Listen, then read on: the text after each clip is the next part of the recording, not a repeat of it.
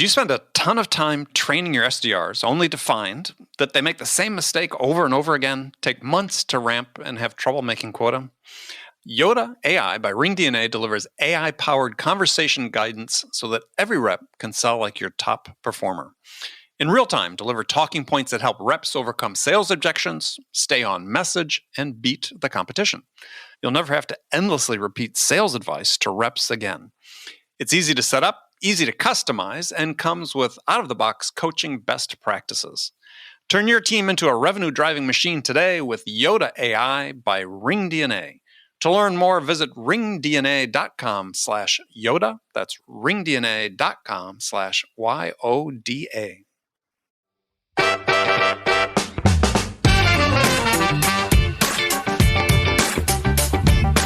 I think people now think, we can teach you a process and we run the numbers. I mean, one of the things I absolutely test is this management by numbers. And if you make 1,000 call dials a day and you get through to 20 people and you have a conversation with 10 of them and you get one lead, and that means everyone should make 1,000 dials a day.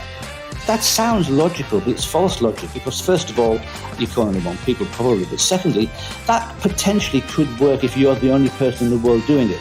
But when 50,000 other people are doing it also to the same people, the recipient of those calls get hundreds of calls a day from 12-year-old SDRs that wouldn't know business if it bit them on the bum.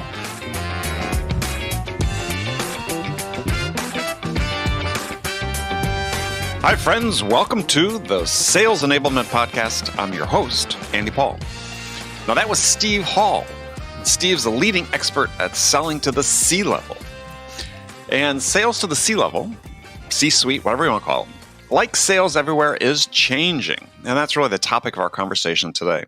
What has changed about selling into the C-level?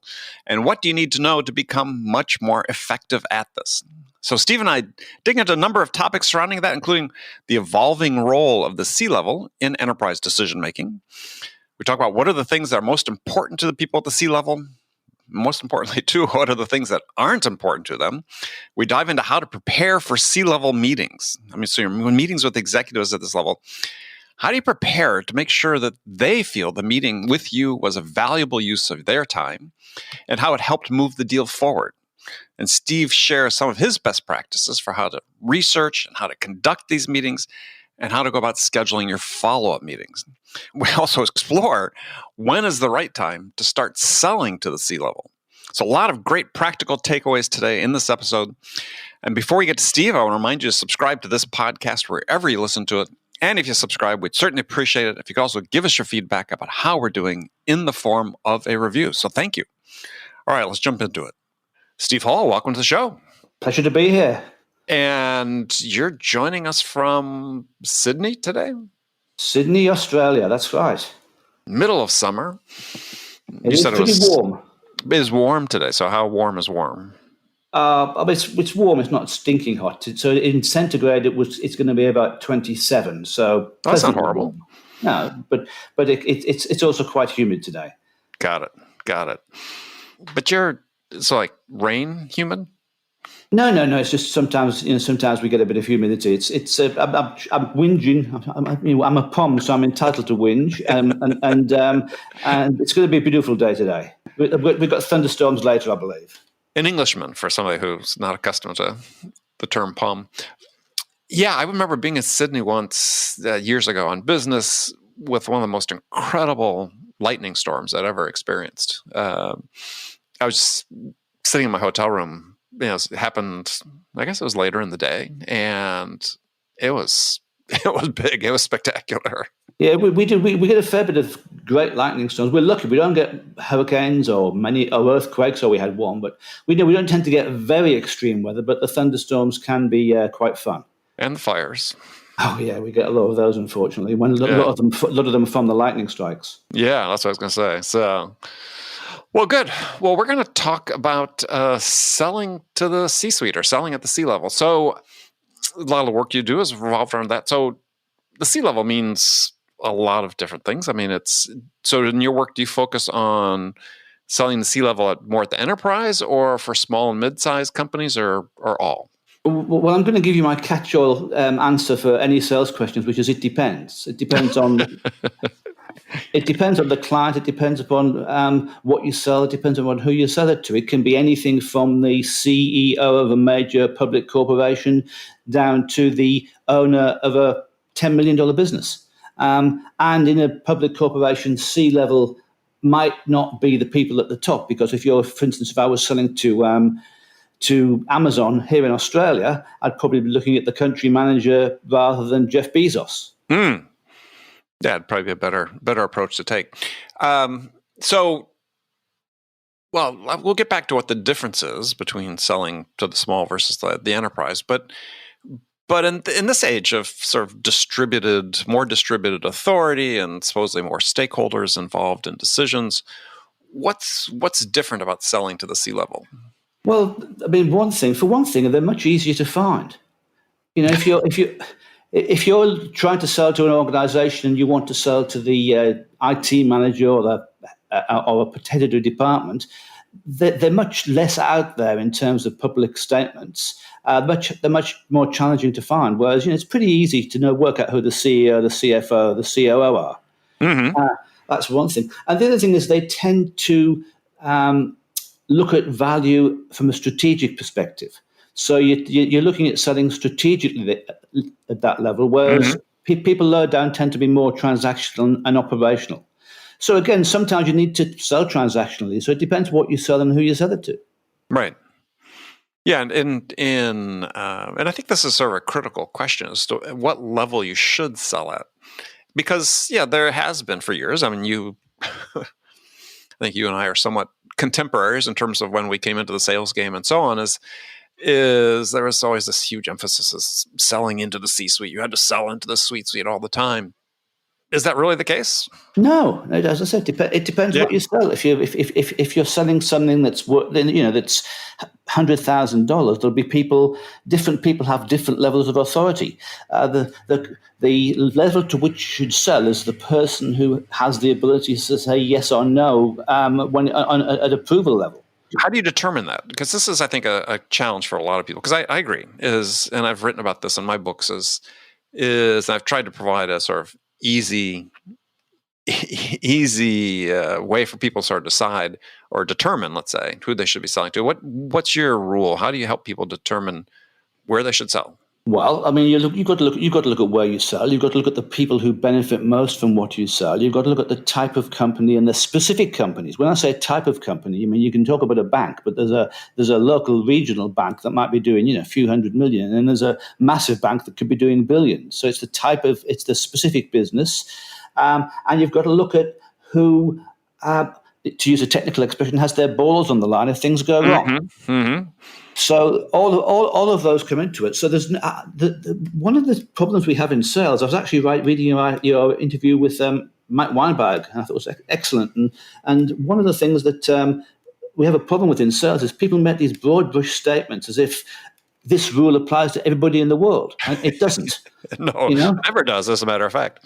Yeah. But isn't this such a trend in sales these days? Though, look, we're going to create a persona about a series of personas. Then these represent who we're supposed to sell to, and we're always supposed to sell the same way to these people.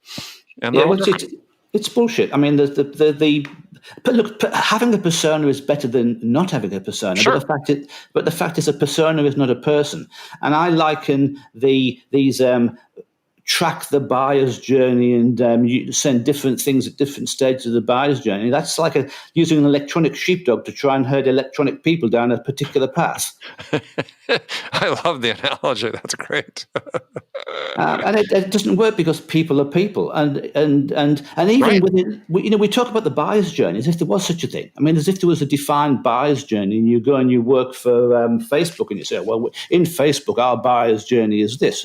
There's no such thing as the buyer's journey. There's the how do we solve this problem journey. And that involves a lot of different people in an organization, and they all have different viewpoints. They all have different things that they focus on, the things that are important to them, and they all move at a different pace. So if there's a journey, it's more like a riot than a journey. Well, yeah. I mean, if you remember the diagram Gartner put in their buyer enablement study about the buyer journey, it was which they denominated by jobs that need to be achieved, not specific process per se.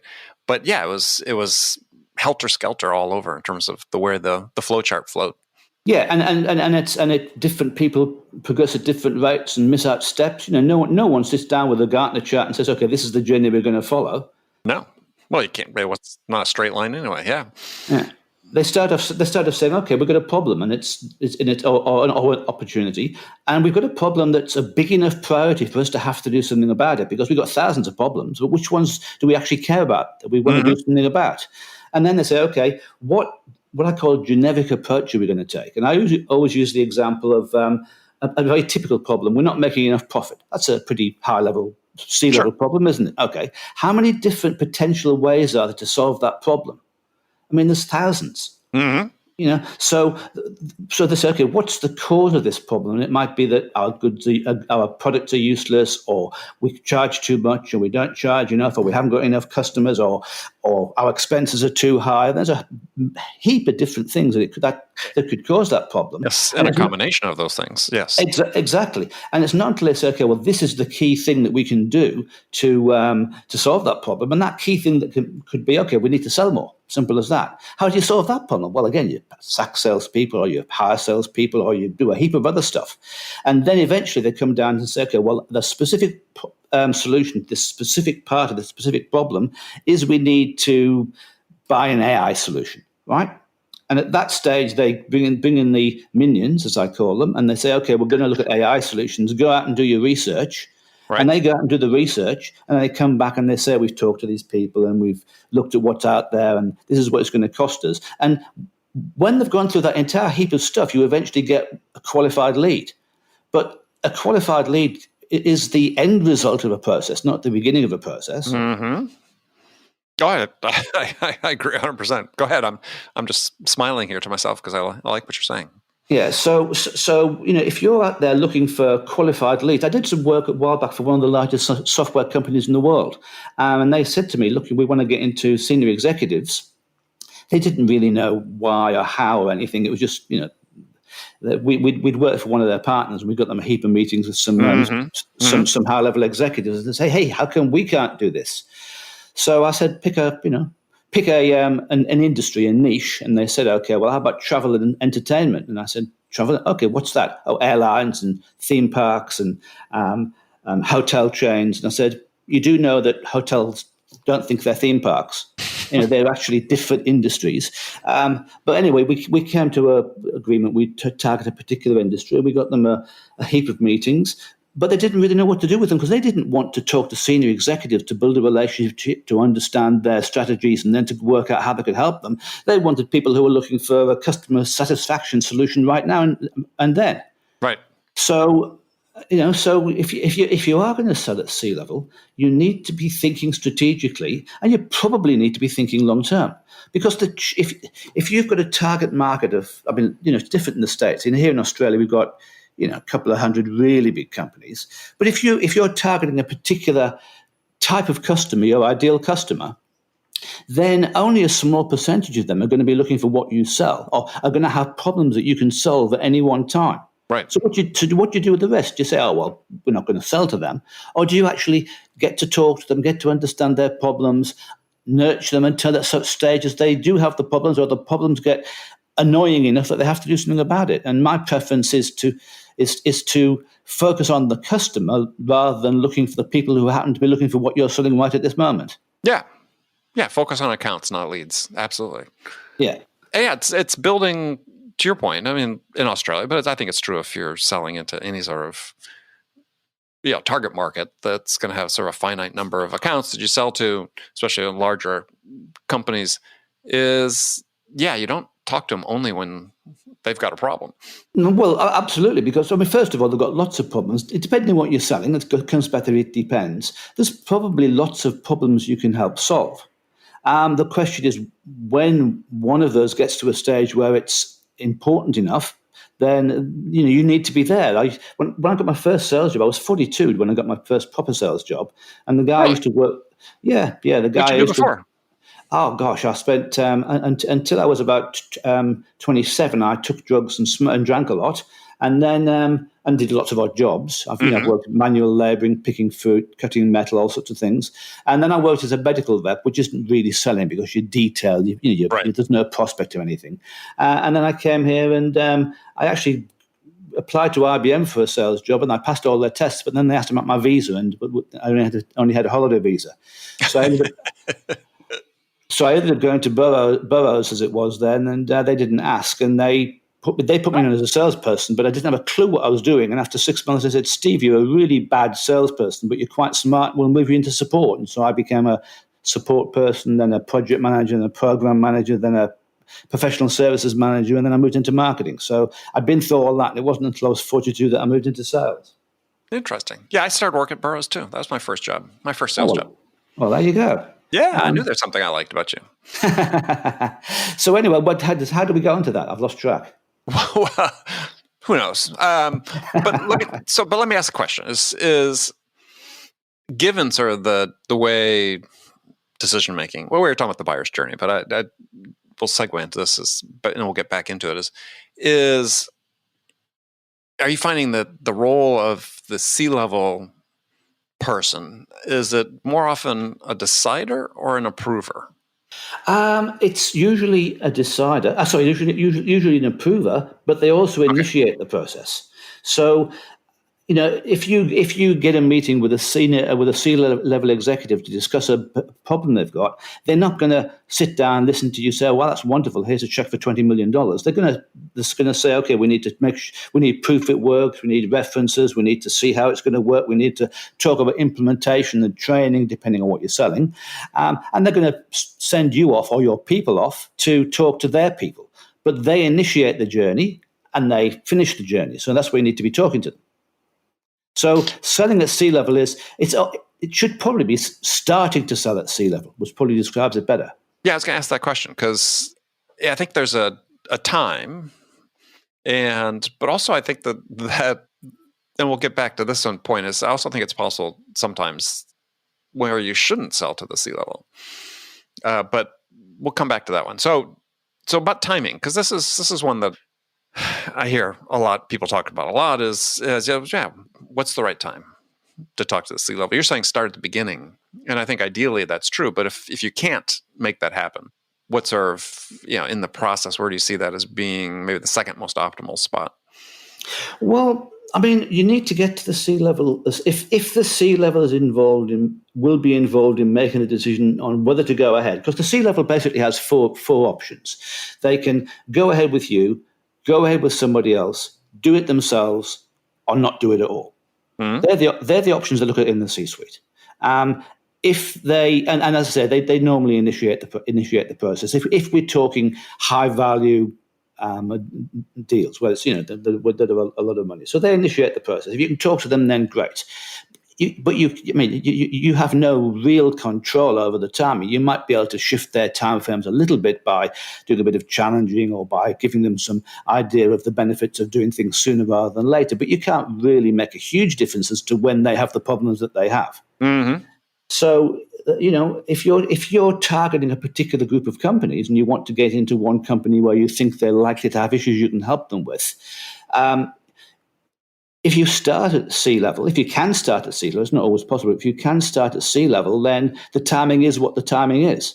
And if they're halfway through the process, then they're halfway through the process. And if they're not ready to start yet, then the question comes, okay, what do I do now? Do I get an introduction to the people lower down who are dealing with this problem? Do I nurture someone until such time as they've got a problem? Every situation is different, but in terms of timing, they set the timing. You don't. Yeah, and I was just talking about timing to connect with the C-level. I think it's, to your point, I think it's always the time, especially if you have a targeted group of accounts, to build those connections, start having those conversations. It's funny. I've been in situations where working with clients where like the C-level on the client side had an opportunity to meet with C-level on the potential customer side. They're my client, and they were reluctant to because they thought it was like premature. And I'm like, no. When you have the opportunity to make these connections, you always want to make these connections. Absolutely. Because it's not about the opportunity. It's about being there, building the connection, building credibility as a potential source that they want to talk to when the moment arises. Absolutely. I mean, one of the biggest sales I made, the COO of a $8 billion company in the States, or UK actually, wanted to meet the president of our company, not to look at how the software worked or anything, but to look him in the eye and say, "Will you support us if we get in trouble?" Mm-hmm. Mm-hmm. At the end of the day, it's still about relationships. I'm not saying people will buy off you because you've got a good relationship, but they won't. Well, they shouldn't buy off you if you haven't got a good relationship, because that's a huge part of making things work, especially in complex sales where you need goodwill and you need cooperation between buyer and seller. Yeah. I mean, all those things, AI, machine learning, all these things notwithstanding, which are useful. And it almost sounds like a cliche, but it's funny is I feel increasingly like I have to say it, is that sales is a people business. And the quality of the interaction you have with another human being could be the decisive factor in their decision. Absolutely.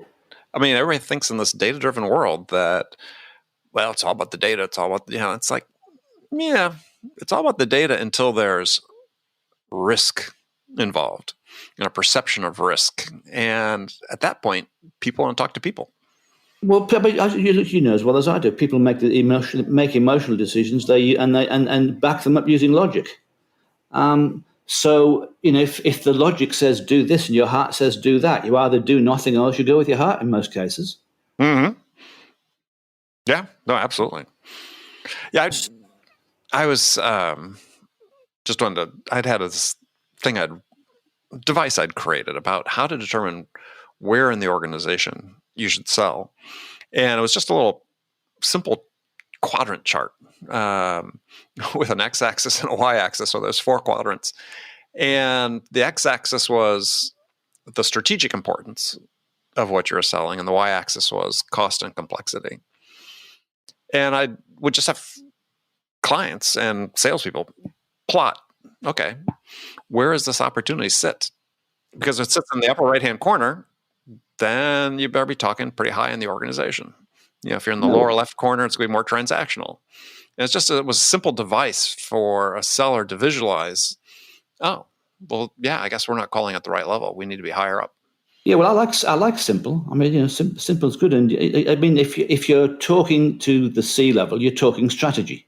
Period. They don't care about the implementation, or they don't know about the implementation. They don't know about the technology. They don't know about the bits and the bytes or whatever it is, and they don't want to. They leave that to other people. But what they want to know is this strategic. How is this value? How is this going to help me achieve my KPIs and my bonus? And they're based around financial metrics, the balance sheet, the profit and loss statement, regulatory requirements, risk, safety. They're the things that they care about at sea level. The nuts and bolts they care about much further down. And you need to address the nuts and bolts. You can't ignore them. But if you're talking sea level, you're talking strategy. Well, I think it's an interesting point, because I was, as I was sort of reading through some of your things and thinking about is what are the things that sea level care about? And you just mentioned some of those. But also, it's getting back to a point we talked about earlier, you have to ask yourself, well, why does a C-level exec agree to meet with a seller? Right? I mean, on one hand, they could just talk to their staff, right, internally, who's involved in more of the nuts and bolts as you talked about it. So what do they want to hear from the seller that they can't learn or haven't learned from their internal people? Well, my mate Jacques Skimas in Paris, he says that they actually like speaking to good salespeople because they're a free resource until such time as you spend money, and their salespeople can help them solve problems with ideas and viewpoints and offerings that they're not aware of. So there are benefits to the C-level person speaking to someone that can teach them something they don't know, give them insights they don't have, talk about approaches they haven't thought about. But the number of people that are actually capable of doing that is relatively low. Yeah, I think Gartner had a survey a few years ago saying that roughly 80% of C-level execs said they found little to no value in meeting with sellers.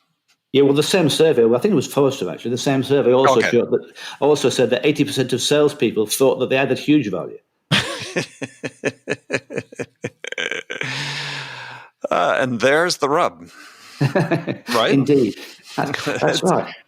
Well, so if you're a seller and you want to become the strategic salesperson, is be able to sell at the C level. Yeah, how do you assess where you stand, right? I mean, it's because it's not like we train people how to do this, I think, in a very effective fashion. And so a lot of it's, you got to take it on yourself. I imagine you did. I know I had some good mentors, but largely was driven by wanting to be more effective in those settings. Well, I mean, look, I was fortunate. As I told you, I didn't really start in sales until I was 42. So I'd had a huge amount of experience working with senior executives from an implementation perspective when I was in support, from a marketing perspective. So I didn't understand, I wasn't very good at sales, but I understood business. Mm-hmm. And also I worked in a lot of jobs on the shop floor. So I understood business from a perspective of the person working on the shop floor, right? From middle management, because I'd been a middle manager, and also from executive management, because I'd dealt with a lot of executives. And I think, I don't think you can take someone straight out of, I've got a friend that, the model with the big consulting firms where they have the silver hair like us goes in and sells something, and they wheel in the 24-year-old MBAs right. to do the work. And right. my mate John Quinn calls them IROCs, idiots right out of college. And I'm writing that down, by the way. And you're recording this anyway. And they. Well, I was one. I mean, we all were idiots right out of college. Yeah, that's right. And people that can't, they can go in and spout all the latest management theories and things like that, which are based upon totally irrelevant case studies of companies that are nothing like the one they're talking to. But to be able to talk intelligently business to a senior executive, you've got to be vaguely intelligent and know a little bit about business. And you also need to be able to have the capability of putting yourself in the shoes of the person you're speaking to. That's one of the most important and least understood skills of a salesperson. Look at things from your customer's perspective. Mm-hmm. So you can't just take someone straight out of college and say, okay, we're going to turn you into a C-level salesperson in a few weeks. You can certainly do training that gives them an idea of the key issues. I wrote something on LinkedIn the other day. I said, we focus far too much on product knowledge and far too little on problem knowledge. And you need to understand the problems that your product solves rather than the product itself. I mean, you need to understand both, but the problem's more important. Oh, yeah, I agree 100%. I mean, I think that this is a huge gap that we have in how we develop sellers, because I see very few instances, if any, especially over the last 5-10 years, of companies that are consciously trying to develop the business knowledge or the business acumen of their sellers. And there's certainly, we're going to do some sales training, we'll make some courses available, but there's this gap that exists. And so I was thinking back, and I've asked a number of people on the show about it, and it sounds like your experience is maybe similar to mine, is that's that knowledge you have to acquire yourself by being curious and asking questions to make sure you understand what people are telling you. That's how I learned. I started my career, as I said, selling bureaus, selling computer systems to small, mid-sized companies. I was almost always dealing with the CEOs or owners of the business. And I was just curious about how business operated. So I had this great tutorial because, they would spend time. I'd ask questions, not necessarily about what I was selling at all, but about their business and so on. And that's how I learned. Absolutely. I learned how accounts payable work by working through the night until 5 a.m, because one of my clients' accounts payable didn't balance. So we had to go in using these tools where you actually physically change the files so everything matched. Mm-hmm. And that gave me a pretty good understanding of accounts payable. Yeah, well, if you remember back in the early days, well, not early days of bureaus, but early days when I was there, we would actually program the computers for the customer. I mean, I wrote payroll routines and accounts receivable routines that they used to bill people and collect their money. Yeah, so And you could only do that if you understood what was happening. Well, there were no packages in those days, of course. That was before the package software. Right? Not that we're that old, but yes. not as many. So you need to. So to me, I've got heaps of books on sales. I've got some great books on sales. But to me, what's more important is understanding business and understanding people. So a lot of the books I've got are on psychology, on people, on things like that. But I think people now think, we can teach you a process and we run the numbers. I mean, one of the things I absolutely test is this management by numbers. And if you make 1,000 calls, dials, and you a day, and you get through to 20 people, and you have a conversation with 10 of them, and you get one lead, and that means everyone should make 1,000 dials a day. 1,000 calls, right?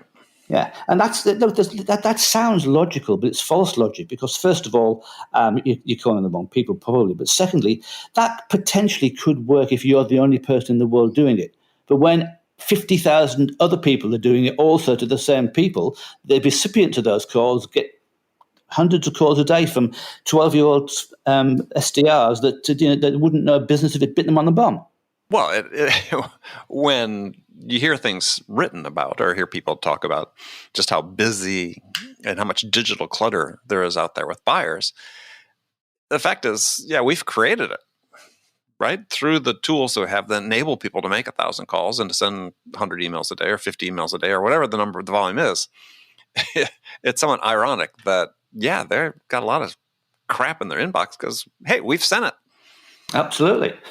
And the thing is that, how do you get people to read your email? Cute headlines or send a cadence, you need a LinkedIn message, then an email, then a phone call, blah, blah. And that just exacerbates the problem. But on the other hand, if you know what you're doing, it's an opportunity, because if you do what everybody else doesn't, you stand out.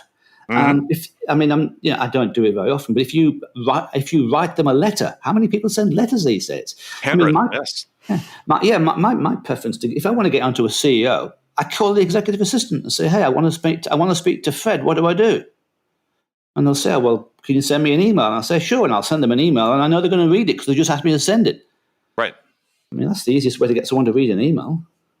Well, let's talk about that for a second. So what is the key to getting meetings with senior executives besides sending a letter? Well, the key is having something that they care about, right? If there's no good reason why they should want to speak to you, why are you bothering in the first place, right? But let's assume that they potentially have a problem that you think you can help them with. You've looked at their 10K, or you've looked at what they said in the press, and you know that one of their strategic objectives or one of their risk factors is this, and you think you can help, right? So you need two things. You need a message which will make them want to talk to you, and you need a way to get it to them. And the message depends on the circumstances, but it could be, we want to help you. We want to help you reduce the risk in your automotive department, for instance, or also reduce the downtime on your machines, or whatever it might be for that particular customer. That's the message. And then the way of getting it to them, I hate to say this, but depends. But certainly it's not going to work with a cold email. I still like the phone. I'm sorry. Most senior executives, one of the I said earlier, C-level executives are easier because most of them have executive assistants. Right. So if you call the EA and you simply say, hi, this is Steve. I saw in your annual report says blah blah, and we think we can help you. Can we organise a call? And you don't ask for you don't ask them to go to your Calendly schedule and schedule it themselves, because they've got better things to do. You say, you basically say, I just want 10 minutes. You don't ask for an hour, because an hour of a CEO's time is worth $50,000. You ask them for 10 minutes. If you can't persuade them in 10 minutes that you're worth a further hour down the track. I always use the analogy of boating. Do you sail at all? No, neither do I. But I did learn to sail on the Charles when I was in Boston on my way here. But if you want to get a rope between two boats, one of those really big thick hawsers, I think they call them, you can't pick that up and chuck it. So what you do, you tie a bit of string to it, and you a bit of rope to it, and you tie a bit of string to the rope, and you tie a stone to the bit of string, and you chuck the stone over, and they pull in the string, then they pull in the rope, then they pull in the hawser. In other words, you do little bits. You don't try and go from being a total stranger to getting a 1 hour meeting in one fell swoop. You do a little bit at a time. You get them interested enough to read, see, listen to your message. You get them curious enough to want to talk to you for 5-10 minutes. And then in that 5-10 minutes, you tell them enough, listen, ask the right questions so that you then get a longer meeting. I think it's a great metaphor for it is people are so impatient these days. And I mean, maybe not these days. I mean, it's sort of been true in general, depending on the personality of the individual. But yeah, if you want to be a strategic seller, if you want to sell to a large enterprise, it's an investment. And you're investing in the connection you're going to make with someone. You're investing in being able to develop credibility and trust so that, this person whose time is valued at $50,000 an hour will give you more of it. Absolutely. I mean, I was lucky. I learned this because the first sales job I got was selling ERP systems, and that's not something that you can sell quickly. It's very much a timing issue. Yep. And when I took over in charge of sales and marketing after a few years, we made a decision to focus on a couple of fairly narrow niches because we were a small Aussie company. We only had 15 people when I joined them, and we were competing with the SAPs and Oracles of the day. I do remember BPICs and things like that, and they were big American. They were big American corporations or European corporations with lots of people, so no one was going to pick us for our size or for our references. So we had to have an edge, and the edge was we understood a couple of niches very, very well, and one was publishing and one was consumer electronics. So I understood the industry, I understood the problems, and but the market here is not that big, and we went international and we sold a lot overseas. But in Australia, there's only probably 100 companies that could buy it, and they weren't buying an ERP every year. So I had to take a long-term view. I had to write letters in those days to people about business issues, and sometimes I'd write a letter on returns management or on handling rebates in consumer electronics, just talking about the issues and things like that. And sometimes people would call me 2 years later and say, "Oh, I kept your letter for 2 years. Can you come and see us?" Mm-hmm. Because in that particular circumstance, then you've got to sell something. You've got to make your quota and sell something today, but you've also got to plan for the future. And unfortunately, with the high turnover of salespeople and of sales managers these days, there's not that much of it because who knows if you're going to be there in a year's time. Yeah, I mean, it was always bad. It's gotten worse, right? I mean, especially from a customer's perspective, right? I mean, I can tell stories from 30 years ago that customers were complaining about how frequently salespeople turned over.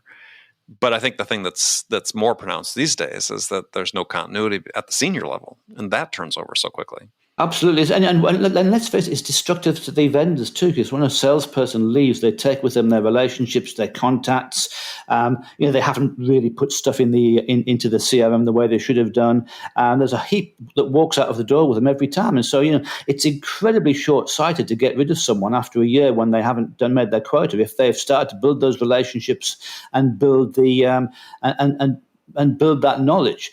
But we're not measuring those things. We're measuring activity. Are they making enough calls? Are they doing enough proposals? Yeah. Well, no, that is generally true. That mindset's changed quite a bit.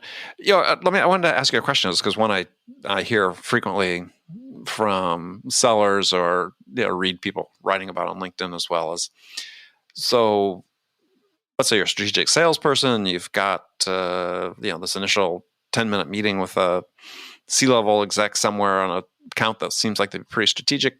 When's the right time to bring in your senior level person?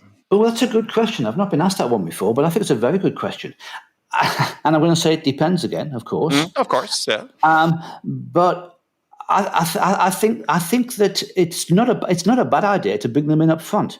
If, depending on the relationship, I had one you their senior executive wouldn't get involved in sales. Now I left because you you know all these people. You're on the same boards. That you won't get involved in sales. This is stupid, you know. Right. So I think early is good, because it's not like they're going to go in there and try and sell. They're going to go in there and say, as a company, we're committed to helping you as a company. And if we end up working together and we become your customers, you can call me if things go wrong.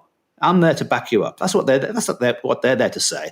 They're not there to do spin selling or ask discovery questions and things like that. But they are there to give you the cachet of being someone that deals with those senior executives.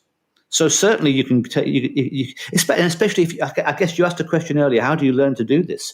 If you can get the meetings, but you're not that confident, and you work well with your senior executive, you can go in and learn from them. I mean, a lot of what I learned selling ERPs was sitting listening to my managing director, who would do the presentation because he was the person that developed the system, and he understood business really well, and he'd talk about all the business issues, and I just learned about our customers' businesses by listening to him talk to them. That's really a great point too. And I think that a great one for people to sort of take to heart if they're listening to this is, if you're selling to bigger companies, you're selling to, the C-level, you're still uncertain.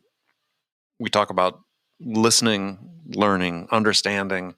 That's such a great way to do it. I mean, certainly I had stages in my career when I was learning certain new things where that was invaluable to listen to, like a company founder go in and talk to a customer on an early call, because you learned. Absolutely. Yeah. Yeah, that was one of the values of bringing in senior level people more early in the process. And I've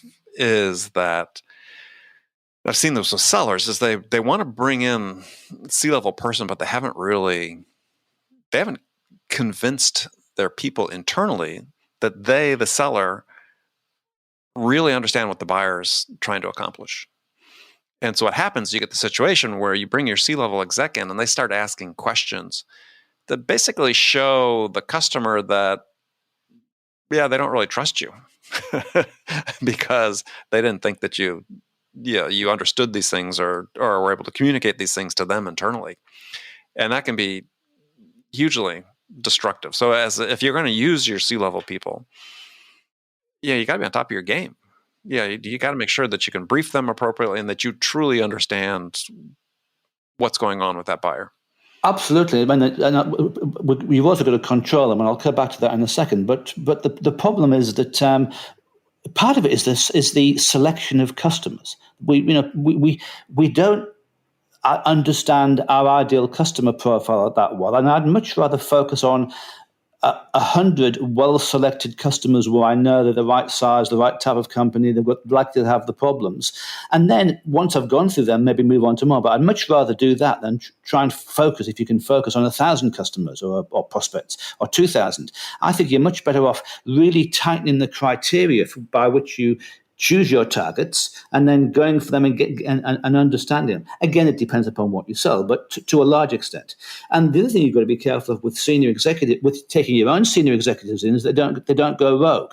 If you do understand the customer, you have done your research, you've looked at their annual reports, you understand where they are and everything, and you've got a particular objective. You've got to be sure that that your senior executive doesn't go off and go in a totally different direction. You've got to brief them well, which means you've got to understand what you're doing, what the potential customer's doing. Yeah. And it's okay as a seller, is if you can't trust your senior people to not go rogue, then you either need to have some really heart-to-hearts with them, as I've done from time to time. So have I. Or you just don't use them anymore. Because I've been in situations where I just couldn't trust the usual person that would come with me on calls, and I was like, I'm gonna have to make do and learn how to do it myself. Yeah, I had a situation where we got a new president, an Asia Pacific president in a company I worked for. We'd been taken over by a much bigger company, and this new guy came, and then he went to one of my customers without telling me and told them all this garbage. I said to him, "You don't go into my bloody customers and scare them. Keep away from them." We didn't get on that well after that. Yeah, I had one of those ones too, but he left before I did. So, so let's and we just have a few minutes left, but one of the questions or areas I wanted to get into is about, okay, your seller, you're going to meet relatively early in your process with a C-level person, a potential prospect. They're not qualified yet, but they may have some interest. Maybe the timing's right. About preparing for that meeting and conducting that meeting, because it can be sort of a make it or break it if you really don't create a good first impression. If you seem superficial, or one of the 80% that C-level people don't find any value in, then that's a problem. So your best advice for how they prepare for that? Okay, preparation is most important. Marcus Calky reckons that you should prepare a minimum of 4 times as much for the meeting as the meeting length itself, but I think probably more. You need to understand what they care about, why they care about. You need to look at the focus. You need to have a structure in advance. You need to have an agenda that you can agree with them, so that you can go and you can say, okay, this is what I'd like to achieve, and this is what I believe we should talk about. Point 1, point 2. Does that work for you, or anything else? You need to be sure you talk about the thing that got you the meeting, because if you got a meeting based upon the fact that you're going to talk about X and Y, you have to talk about X and Y and not P and Q. You have to have thought about the questions that they may ask you. You have to have thought about the questions that you're going to ask them, and they need to be intelligent questions, not what keeps you awake at night. You need to. That should be banned from the face of the earth, that question. Absolutely. So, I've written entire articles on preparation, but basically preparation is critical. You need to prepare the structure. You need to understand what they're trying to achieve from the meeting, what you're trying to achieve, what the next step is, what tasks you'll give them, because at the end of a successful meeting, you should have something to do, and so should they. So we haven't got time to discuss it now. We could do an entire podcast on preparing for a meeting like that. But Pete, it's criminal to get a meeting with a senior executive then flush it down the toilet. Yeah. Well, maybe we'll have you come back and do that, because I know in a few minutes you have to go for a walk with your wife. I do indeed. She's coming through the door now, waving at me. So. Well, we'll let you go. I mean, Steve, it's been fantastic. We'll definitely have you back. We'll talk about that, preparing for those meetings, because I think it is critical. Because there are various, I'd like to talk about in the context of the various meetings you have, right? There's that initial 10-minute meeting. That preparation for that is very different than what you might have for, a mid-process meeting or something closer to the end. So, let's. I mean, the typical one is the final presentation to the Capital Expenditure Committee, where it's a question of, do we go ahead or not? That's a fairly critical meeting. Yeah, so we'll include that one too. Perfect. Well, Steve, thank you very much. If people wanted to connect with you, what's the best way to do that? The easiest way is LinkedIn. My LinkedIn name is Steve Hall Sydney, or one word. And I also have a couple of hashtags I use on LinkedIn: Steve Hall Sydney and Selling at C-Level. So if you do a search on Steve Hall Sydney or Selling at C-Level, you'll find me. And all my contact details are there. And not Steve Hall Hartlepool? It's a bit too long.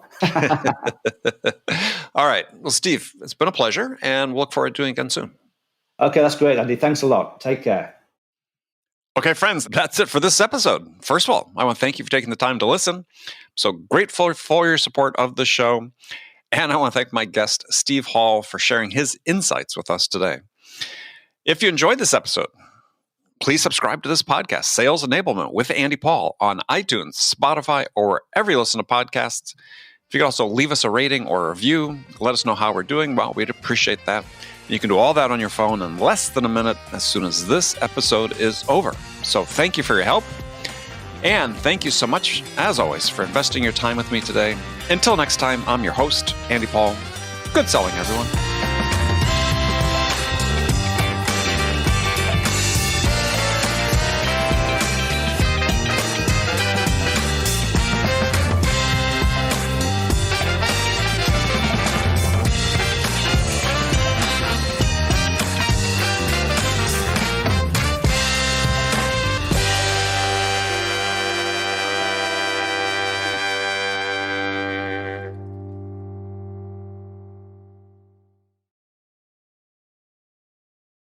Ever wish you could coach like you've listened to every sales call without actually having to listen to every sales call?